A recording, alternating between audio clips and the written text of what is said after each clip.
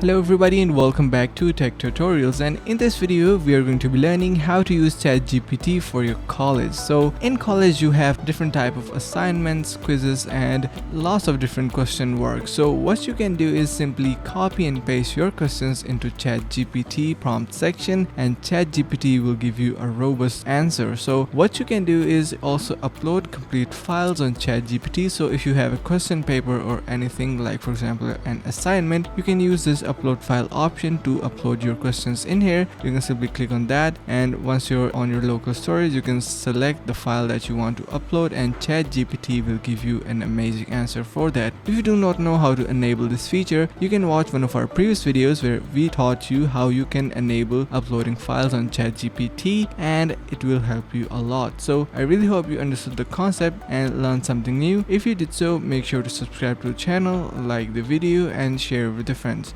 Thank you for watching. See you in the next one.